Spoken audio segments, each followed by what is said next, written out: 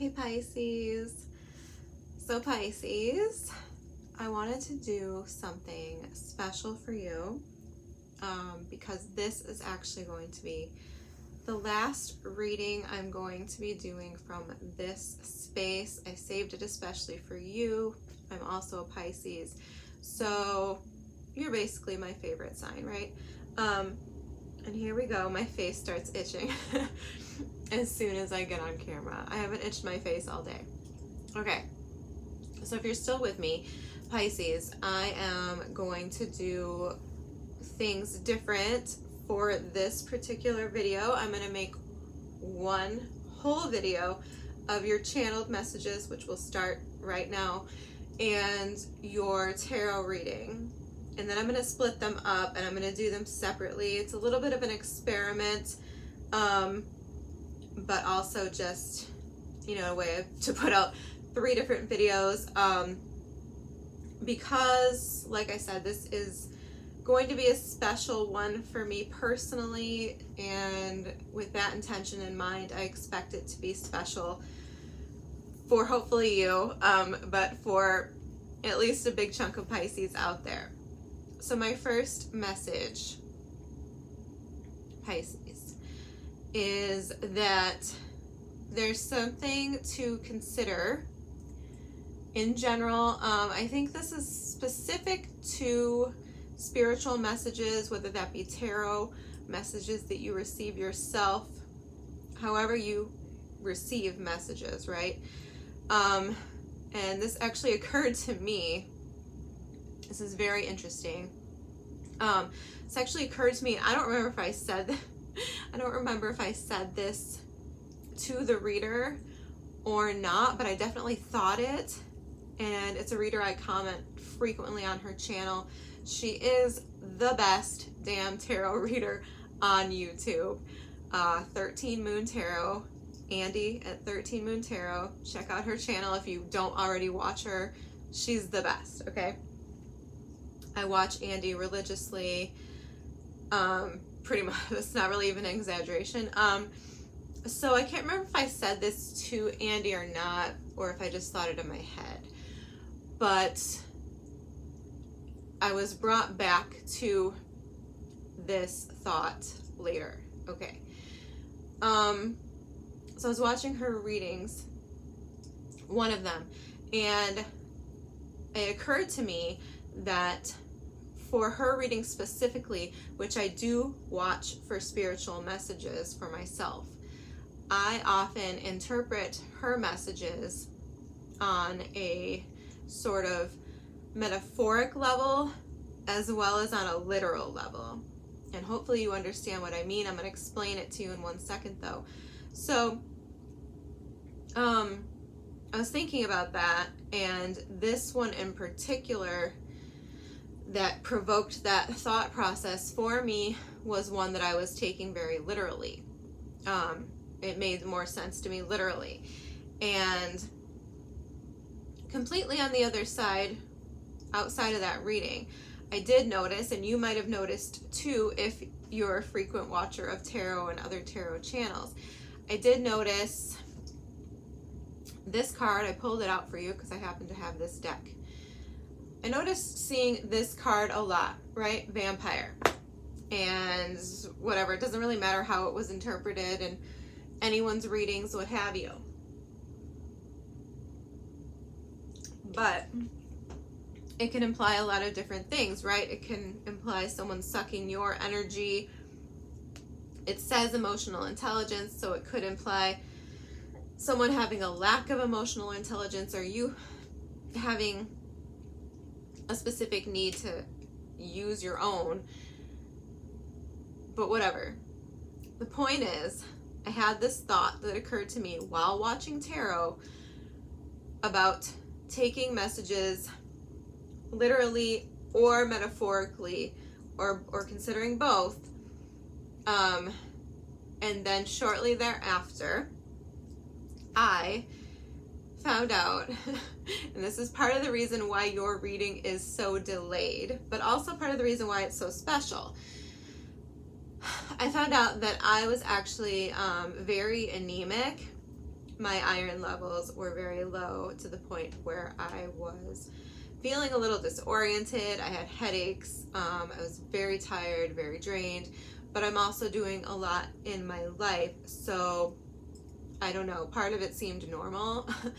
But definitely my iron levels have been low. So I literally could not really do your reading, which is fine, I guess, in a way, because your reading, your messages for your reading that I received kind of sent me on a little quest to, one, watch a TV show, and then two, watch 2 different movies. And I'm not normally a TV watcher, and I'm not really much of a movie watcher either.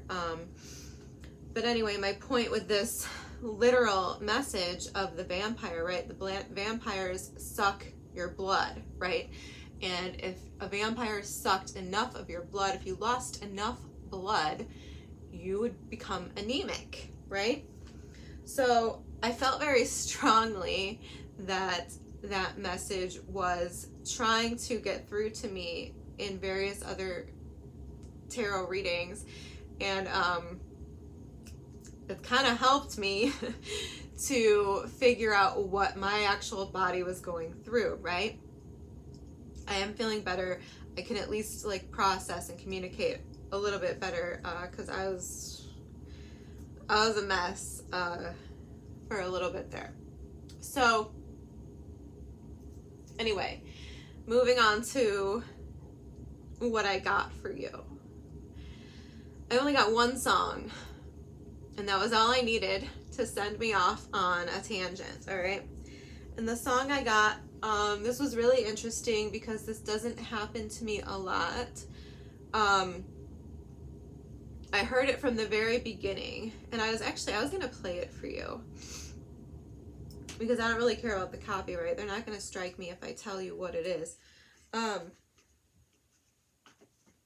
But I won't because it'll take too much time. So I heard it from the very beginning. It's what is it called? Back in the Saddle, or I'm Back in the Saddle Again. I don't know, but it's an Aerosmith song, okay? And there's this really cool intro. I wish I remembered specifically the notes. I would hum it out for you, but it's kind of like a do do do do do. It reminds me of some sort of TV show theme song, but I can't put my finger on it. Scooby-Doo, maybe? Anyway, it doesn't matter. No, I don't think it's Scooby-Doo. Okay. I'm back. So I'm back in the saddle again, right? And I honestly didn't know what song it was. That's the weird part. Usually I know. I'm a huge music buff. Like, I'm really good at name that tune. I usually don't need, more than 2 or 3 notes to name a lot of songs, all right? Not to brag. It's not necessarily a talent. Anyway, but I knew I was familiar with this song, but I didn't know what it was. I literally was like, what is this? What is this? What is this? Up until the point where he's like screams, I'm back, right? I was like, oh, okay. So I definitely think that for some of you, that in itself is a message. I think there's been sort of a waiting, a build up, right? To this point, this, whatever it is, words, this climax, okay, of I'm back. Because that was my original feeling, just emotionally, prior to that song, was a feeling of winning. I feel like a lot of us are simply winning, Pisces, and that's going to be those of us who have walked the path, right? Who have been tuned in to our spiritual guidance, who have been trusting and putting our faith in the guidance, right? And putting our effort and time into whatever endeavors are on our agenda, right? So simply put, I do think we're winning. I do think we are coming up upon that point where it's an I'm back sort of celebration, right? But that song then led me to an episode of a TV show, because I knew in my mind, I was like, that was in a TV show, and I could just tell that the song was directing me further, right? So I was like, what was that? Because I don't watch much TV. So I researched it, and I knew from the results that it must be Supernatural, which I never watched that show until 2021. The guy I was seeing at the time was a huge fan of this show, and so finally and kept telling me, oh, you love it, you have to watch it, blah blah blah blah blah blah blah. So finally I started watching it. I didn't finish the series. I don't know, I think I got like halfway through. So anyway, I remembered hearing that song in that show. So I Googled and I researched where the song occurred in the show. And interestingly enough, Pisces, it was, I guess, in like an introduction or a recap or something, to an episode, which I totally forgot now. I think it's, hold on. The title of the episode is Like a Virgin. And so I'm just putting that together with the song, Pisces. I'm back in the saddle again, okay? Season 6, episode 12. Okay. So I'm putting those two things together, and I can't overlook it, Pisces. Once again, I feel a need to look at these things literally. And I'll look at them a little bit more spiritually in a second. But I feel like I shouldn't have to point the obvious out. However, I'm going to point it out anyway. I think some of us are in a place of entering a sort of sexual reawakening, right? And I think there's some satisfaction in that, right? Some celebration in that. There's good things coming from that. And then, on the other hand, I do think that there's a deeper meaning there, because of where I got led after this, which was to, where was it? I don't know, it doesn't matter. One of these movies with John Cusack has that same song. It is Say Anything. Okay. And I watched all these things. I watched the episode even though I'd already seen it. I watched Say Anything even though I'd already seen it. And then the other movie was High Fidelity, also with John Cusack, because for some reason I crisscrossed the two movies in my mind for a minute, and that felt important. All right. I don't know why, but it did. And I don't know how I confused them. I guess that's why it's important, because I confused them and I shouldn't have.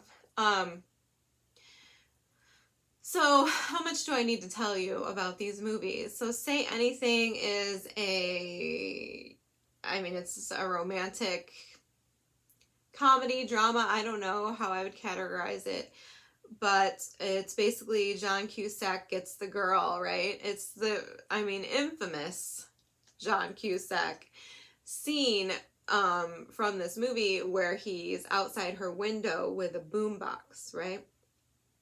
That is the Boombox movie. John Cusack, Say Anything. I don't know the actress's name, but she's very cute. So anyway, so this movie, I feel like this might be important to point out, so I will. He's sort of, how do I categorize him without it sounding bad? Because I don't think it's bad, but he's a good person. He just doesn't really have much direction in his life, right? He's just kind of floating. But it's because he has certain ideas about how life should be. And there's one point in the movie where he says, and I don't know the entire quote because it's long, but basically he's like, I don't want to sell anything. I don't want to produce anything that's going to be sold, and I don't want to, I don't know. It's like, I don't want to advertise anything that's going to be sold or produced. And it's this big long rant, right? Like, he doesn't want to participate in consumerism and sales and all these things, right? He doesn't want any part of that. And meanwhile, the girl he's chasing, Diane Court, is like straight A student, valedictorian. Like, the girl has life on a silver platter set out for her. She has this awesome fellowship in England, I believe, and it's just, you know, she's like the it girl. I mean, on top of that, she's, you know, gorgeous. So somehow John Cusack gets the girl in the end. Spoiler alert, because it doesn't go so well for him for a time, but he does end up with this girl. So also in that movie, there's like a little bit of like a family interference type of issue going on. Her father's a criminal, and that's why they have money, which is another thing. Her parents have money, and John Cusack's basically like an army brat, I think, or something, and lives with his sister in an apartment. So anyway, it doesn't matter, but I just feel the need to point out these like differences between the two. Very unlikely couple, right? But both, at the end of the day, very good people with good hearts. So there's that. And I think that's all I really have to say about that. In that movie, that song's in that movie as well. And it's on their first date, actually, as they're entering the party that she finally agrees to go to so that, you know, he can actually take her out, which wasn't an easy task for him to convince her to do.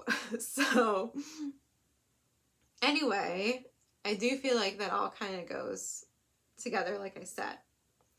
Now, in the TV show Supernatural, though, there is this element of amnesia, and I do want to come back to that really quickly because I don't know what this means, but so I'm not really going to expound upon it, to be honest with you. God, it's so dusty in here. I'm sorry if you see like dust. It's just dust, because everything's just been an upheaval and everything's being moved out of my house. So it's just like a dust pile, apparently. Anyway, back. I actually hate how this is going and I want to just start over, but this is way too much information to retell. So anyway, the Like a Virgin episode of Supernatural, there is this element of amnesia. I won't go too much into it because I don't really want to spoil that either, but I'll just tell you, Sam, one of the characters, if you're not familiar with the show, there's Sam and there's Dean. They're brothers. I'm a Sam girl. I've dated Deans, I've dated Sams. Dead set on the Sam type, okay? Just to put that out there for those of you who are fans of the show. I'm a Sam girl. So, Sam loses his soul. They bring him back. Or they get his soul back. Sorry. So he gets his soul back. Dean, good brother that he is, works this out so that he can get his soul back. Sorry about the noise. This is all a disaster. But I mean, this is all part of your reading. I'm not going to read too much into it because I'm trying to get a lot of information out. That's why I'm doing 2 videos, in case you don't want to watch however long this is with the reading on top of it. So he gets his soul back, but the problem is that he has a big chunk of time missing where he didn't have his soul, and he has no idea of what things he did during that time. And he didn't have a soul, so some of the things he did were problematic for him, right? And they do come back to kind of haunt him in some ways. And that's all I'll say about that. Once again, I don't want to spoil anything for anyone. So what I've got from that, on top of other messages that I did pick up, was something to do with amnesia, some sort of like memory of something being forgotten or lost. This could be you, this could be somebody else, I don't know, but there is some sort of element here, and this is confusing to me. I don't even know what this means, but of your present actions or your future actions even, I don't know, impacting the past somehow, okay? And we could take that literally, and we could say that maybe whatever you're doing right now or what you're planning on doing in the future is going to impact someone from your past, right? This could be on the same timeline of, you know, thinking that whatever's going on is affecting another person from your past, but still present here in the world today, right? Or we could look at that on a whole nother level and make, you know, conjectures about, you know, different timelines and, you know, time travel, things like this. It's very, you know, metaphysical, and I'm not really prepared for that lecture right now, Pisces, but it's a message and I'm relaying it. I don't know what it means, but it's something to think about, I suppose. Is there something you're doing now? And maybe this will make sense to you at a future date, but is there something you're doing now that is somehow rewriting the past or shifting the past as you remember it, or as how someone else remembers it? I don't know, but there's definitely something going on there that is warping, I feel, most probably warping someone's memory or, you know, experience. It's somehow defying the possibilities of what one would think was possible, whether this be you or someone else. I'm leaving it there because I don't know what that means. It's just something that I picked up that didn't really make any sense, that the future affecting the past. I don't know. So anyway, moving on though, to High Fidelity. So High Fidelity, Pisces, is a movie about John Cusack going through, basically, I'm not going to draw this out too much, but he's basically going through past relationships, basically going down a line to get closure, because he wants to understand, like, basically, like, what's wrong with him, what did he do, why did they break up, and, you know, he wants to get, like, honest feedback and answers so that he can better understand himself and his world and his reality and his relationships and his, you know, how he approaches them, which is really the kind of key point I think that we are honing in on. And I think a lot of that was just side messages, maybe for just some people, or for later, I don't know. My readings and my channeling, I generally set the intention that they're good for up to like 3 months, because that's just my personal feelings on how often a normal average person should get a reading is like every 3 months. That's what I tell all my clients. No one listens, of course, and if you're going through something, then sure, you might want a reading every week or every day, even if it's that type of a situation. I certainly read for myself almost every day, so I'm a hypocrite. So anyway, so I feel like these are messages that could be relevant up to like 3 months from now, the reading as well. And your previous reading was done somewhere between 2 and 3 months ago, I believe. So you might want to, if this makes no sense, I don't know why you're still here, because it's like 25 minutes in or something. But if it makes no sense, you might want to watch the previous one, because I feel very strongly that that one actually might be relevant right now more so than this is going to be for most people. Anyway, high fidelity. He's basically trying to learn, trying to grow, right? Trying to make himself a better person, a better partner, things like this, figure out the direction of his life. Whatever. I don't know his real, goal in his mind or whatever. But that's my feeling, is that he's trying to do better. He's trying to learn from the mistakes of the past, which is kind of like goes along sort of with that future, past, present thing. But it also, to me, makes a lot of sense with the I'm back in the saddle again, and the like a virgin message. If we look at that literally, or semi-literally, I guess, and take into account the high fidelity as well. Okay, just stay with me. I'm going to break it down. So, in order to be a good partner, in order to have a successful relationship, they always do things like this to me. I'm so kind of a prude. I don't like to discuss things like this out in the open. I'm very, very private about my sex life and even my, relationship life, things like this. I think that stuff should be private. I'd go into the planetary aspects that I have in my chart that explain that, but I won't. So, they think it's funny to do things like this to me and make me talk about sex and virginity or whatever is uncomfortable. So, but how I'm taking this is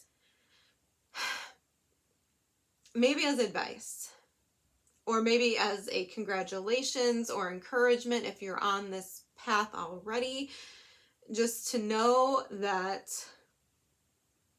the best way to enter into a new relationship is as if you are like a virgin. And what I mean by that is untainted by the past, by your experiences, by the traumas, right? Healed, open, just without preconceived notions or judgments, right? Because the last thing you want to do is to punish your current person for someone else's mistakes, right? So that's the message I think we're getting at here, is that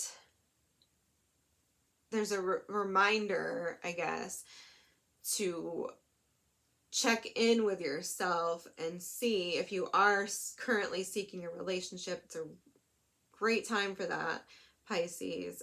Jupiter is about to turn direct as I speak. Probably before this is posted, Jupiter is going to be moving direct in Pisces, and then it'll be moving into Aries. And I mean, basically it's just a cycle of us reaping the rewards of all the work and all the effort we've put into whatever has been important to us, like the past year or so, okay?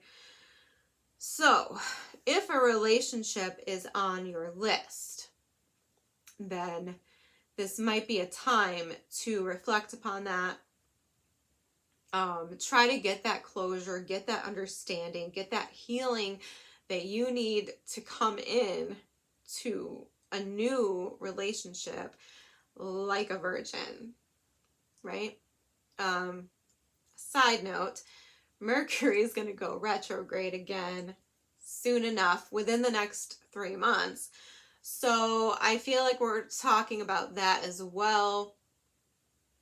I mean, maybe, I'm not a big fan of this. I don't normally use Mercury retrograde like that, but maybe it is a good time for you to be that person who reaches out to your exes, not to be a creep, not to ask for a second chance, but just to have a conversation to get to know yourself, your patterns, your habits, and, any kind of pain or trauma that you might have lingering, and to grow from that and put it, to bed.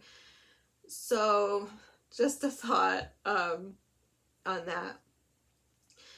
And finally, once again, taking things literally, I pulled all these things together. We're talking about supernatural. We're talking about say anything, high fidelity, right? So in summary, Pisces, when I take these 3 titles of the movie show together, it's telling me that for those of us with high fidelity, we only need to say anything to ignite the supernatural to act upon whatever it is we want. I think this is Spirit telling you, Pisces, that Jupiter is in your sign right now for at least a couple more weeks before it moves. Call it in. Whatever it is you really want, whatever it is you really need, Pisces, you should ask for it. And I'm getting emotional because we deserve it. We deserve it, Pisces. So I think that's Spirit encouraging you to ask for what you need. Speak it out loud. Whatever it is you practice, if you do light a candle, la la la. It's up to you. Whatever feels right. Call it in, because you're probably going to get it.